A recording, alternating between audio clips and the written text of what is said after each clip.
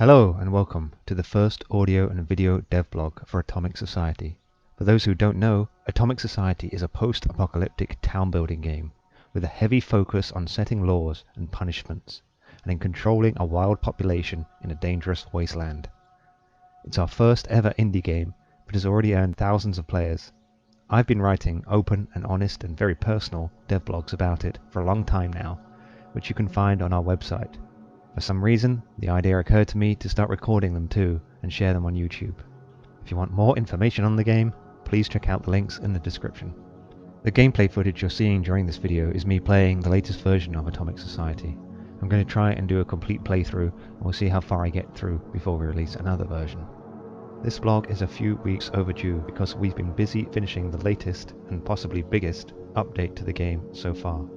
Version 0.09 is the final big update we're going to release before coming to Steam later this year. After several months of hard work, update 0.09 is now available for our pre-alpha players to try out. This update brings several new features, including hostile outsiders to make or break deals with, 4 new buildings to construct, custom difficulty mode, story elements, town leader upgrades, and numerous other improvements. Pre-alpha players can download the new version by finding the email from Humble, which would have arrived when you purchased the game. New players will access the latest features as soon as they buy the game. Full patch notes for the version are available in the description for those who want to read them. Right now, we're taking a few well-earned days off to recover our strength, writing devlogs aside, and then it's back to work turning this pre-alpha into an alpha. My thoughts on making version 0.09. The game has a life of its own nowadays. There's so much code in Atomic Society, and so many gameplay elements rubbing up against each other, that the game pretty much tells us what we should add to it next. It's not a blank canvas for ideas anymore. If we want to add anything to it now, it has to fit in with so much that already exists. The invention stage is gradually coming to an end. Now we're entering the long improving phase. Definitely feels like we're working on a downward slope, which is great after wandering in the wilderness for years, with so much to create and only hope and a few strong ideas to keep us going. I can actually see the end of the project now when I play the game. It's just a case of filling in some rather large gaps and applying a whole heap of polish. I do think that by summer 2019, or 12 months from now, Atomic Society could be at the point where we say, yep, we're done. That doesn't mean we're going to stop there. There's still tons I'd love to do with the game if it's financially possible. I have pages and pages of ideas of things to add to this game, but there's only so much you can do. I think from now on, it's going to be more and more a case of improving what already exists, rather than inventing completely new gameplay systems. For years we've been swimming in an ocean of ideas. Finally, I see the way forward. We can finish this. It's quite a comfort, because there's a short time during every version where I think, making games sucks. It's a feeling that comes upon me when things are taking massively longer than I predicted, when the new features are half finished and unbalanced, so the game isn't fun, when sales and media coverage are relatively slow, and when the team is busy with their own tasks, or real life troubles, and there isn't that social aspect to making a game. And then, about 10 days or so before release, the whole thing comes together, and I can actually play the game like a player and not a frustrated developer. Then my motivation becomes sky high, and I want to make games for the rest of my life, and I truly love what Atomic Society is becoming. I become a cheerleader for the game all over again. The team is happy, and I think Atomic Society could actually pay a salary one day. This pumps me up so much that I'm desperate to start on the next version. Whatever happens, there's light at the end of the tunnel now. We're going to have a computer game out of this crazy project, plus some new friendships and supporters. More importantly, we can spend the remaining time making the game more fun, instead of having to invent that fun out of nothing. I guess the only analogy my frazzled brain can think of right now is moving house. We have finally moved in most of the boxes. Now we get to unpack and make the rooms feel like home. Or maybe it's way too hot in the UK this week and I just need to move on. Making the final features for 009. It's been a while between blogs, so there's a few features that slipped into 009 which I haven't discussed here before. You have to be pretty careful what you put into the game near version release, as testing takes ages, but we had some negative feedback on the game, and nothing makes you want to work harder than fixing something people dislike. I love getting well-written, polite, intelligent feedback, even if it's negative. Perhaps I don't love it at the time all that much, but afterwards it always makes the game better, and as I don't have a private army of user testers to get feedback from in my own home, I rely on the public. Here's some of the things we managed to squeeze into the last version. Custom difficulty. Based on feedback, we made the custom difficulty feature a priority, which is now in the game.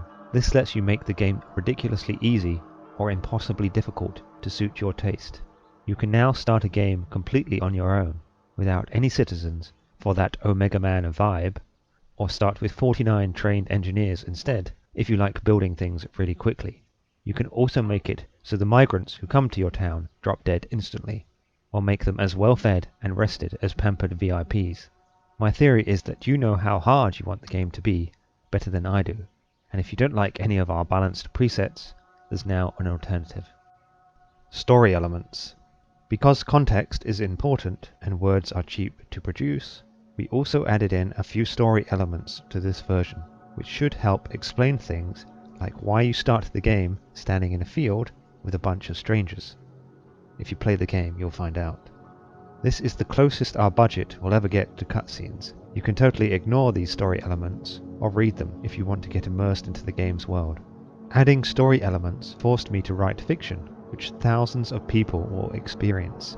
This was pretty daunting, as I've never knowingly had so many people read my words, or in this case, listen to them. However, it was also enjoyable.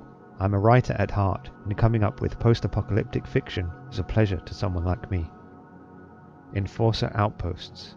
We don't usually dare throw in a new building to the game right at the end of a version, as it can generate a lot of bugs, but this one was an exception. The Enforcer outpost is essentially a stripped-down town hall. It acts like a mini police station, which lets us keep the existing town hall building as something unique and special. We had plans for doing this eventually, but hearing someone in a YouTube video talk about it made us push the feature forward. I do still watch every single YouTube video about the game, by the way, even the ones in Spanish or German, and yes, I still feel horribly anxious while doing so. Bugs are getting nasty. The longer we make the game, the harder the bugs become to squash. Finding them isn't too difficult, but getting them to repeat on command, which lets us see if they are truly fixed, is becoming harder and harder. I tested this version to the point of exhaustion, but as soon as the public got their hands on it last week, serious bug reports from players started to arrive. It's pretty disheartening.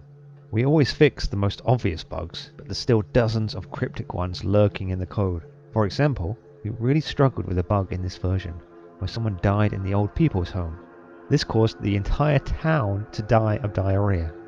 The only comfort I can take from this is that at least our bugs are sometimes amusing. We thought we'd fix this bug, of course, but we couldn't be sure, because it's impossible to repeat on demand, and it turns out, now we've released the game, it still happens in a modified and rare manner. So if you are playing the pre-alpha, please make multiple and frequent saves, for your own sake. However, even when we fixed these big bugs, we just discovered they were concealing hundreds of small ones. When the game was an early pre-alpha, we could ignore certain bugs, but I think we are beyond that point now. The public's tolerance for bugs drops with each version because we become more mainstream. Unfortunately, fixing bugs takes time that could be spent making new features, so I have a decision to make. It would be really nice if there was enough content in the game to keep people busy so we could devote ourselves to fixing bugs, but there isn't, so we have to go on making content and hope the bugs aren't too severe. This brings me on to the last pre-alpha version. Well, despite what I just said about bug fixing, we still have to squeeze in some new content into the next version. We can't help ourselves, even if it ends up a little bit buggy. In fact, Adam has already started work on the first new features for 0010. First up, the breeding system. At long last, citizens will start having sex with each other. This is going to be quite a shake-up to the game, which until now has relied solely on migration to control town growth. In fact, I'm quite nervous about it. It could change the feel of the game quite dramatically. This feature has to go into the game though. We can't make a game about setting laws and moral choices if we leave out sexual topics. However, whatever we add must affect gameplay as well. And the most obvious way to do that with sex is to tie your moral choices into birth rates. If you want to grow your population in a more predictable way than through random migrants, you'll need more babies. However, that requires certain laws, and if you don't like those laws, it's going to be back to migration for you. As regards atomic society, we're going to skip the infant phase, because there isn't time for babies to grow up while you're playing the game. The pace of the game is too quick. It will probably be the case that older children spawn at hospitals, assuming you've built them, and we'll see how it goes from there. I'm hopeful I can balance this into something fun. Citizens shacking up with each other leads me on to 2 new social issues, which we're also going to bring into the next version. I've wanted to put them into the game for quite a while, but it's probably easier if I do it before Steam. Homosexuality and abortion. There are going to be gay men and women in the next version, and you can choose to make them welcome or condemn them. If you at least tolerate their existence, they will be happier individuals and more productive workers. However, in Atomic Society, if you encourage something, you will get more people who also share those issues coming to your town, and that could affect your birth rate. As for abortion, I've always wanted to put in really big life issues into Atomic Society, issues that other games just don't talk about, and this has to be something that players decide for themselves. If you're chasing a high birth rate and have lots of pregnant women and new mothers, it will hurt your productivity as a town, and that will affect, ultimately, how well people survive. Starting in the next version, there are going to be women who choose to abort their pregnancy. We leave the personal motivations of citizens up to you, because you can imagine them better than we can. However, I can really see some grim towns coming in the next version, and I'm quite excited about that. At the same time, I am a little anxious about adding issues like this into the game, because you know what the internet is like. But so far, the audience for Atomic Society has been really mature and quite chilled, so I think we'll get away with it. Regardless of that, it's what the game needs, so I've just got to roll with it and put it in. I'm bored of games that don't talk about serious life issues. Missing features. This doesn't apply to YouTube, but if you've been reading past devlogs, you might remember me discussing features like religion, radiation and electricity. Rest assured, those features are still in the early stages of development. There just wasn't time to put them into 009. When the time is right to work on them again, we will do our best at finding a fun way to include them into the existing simulation. Steam draws near. After 2 years of our game only being available through our own personal website, we are finally now working on getting the Steam release ready to ship. Last week, our team met up in person, which we do from time to time, and we discussed what could be the biggest milestone in our journey as fledgling indie devs. We sketched out the new version and penciled in a possible release date. When I think this release date is achievable, trust me, I'll be making sure that everybody knows about it. For the time being, our goal is just to get on Steam within the next 3 months. In the meantime, I have to work out what to do about the special edition version of the pre-alpha. We have put a time limit on selling it, because I want to reward our earliest backers by giving them unique rewards. However, the special edition kind of sells well, and it has kept us going at times. Do I do away with it? I don't know. There is so much to do before Steam. It's going to be the craziest time of our development since Kickstarter, and we all know how that went. At least I know launching on Steam is going to be easy from a technical point of view, given the incompetent garbage that pours onto Steam every single day. However, it is still a huge thing, because it could decide whether game development becomes a job for us instead of being a hobby that sometimes pays expenses. The overly optimistic and overly negative parts of my brain are at war with each other right now, trying to predict the future. As designer, I am probably more terrified of the incoming reviews than the lack or gain of money. However, I do admit money has its uses.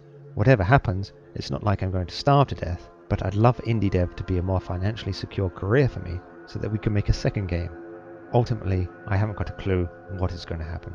Am I going to be kicking myself for turning down all those publishers up to now, or am I going to be dancing around the room counting money? And either way, does it matter? Anyway, that's enough rambling from me for now. Thank you for putting up with my first audio devlog. I know I've got a long way to go, but I've enjoyed doing it for the first time. And I am still incredibly proud of the new version that we've made and the work that went into it. To the point I even dared do some marketing and social media this week. I'm really looking forward to making the game bigger and more reliable over the next year, and the work is always worth it in the end, no matter what it turns out as. Thanks for listening, and I'll be back next month.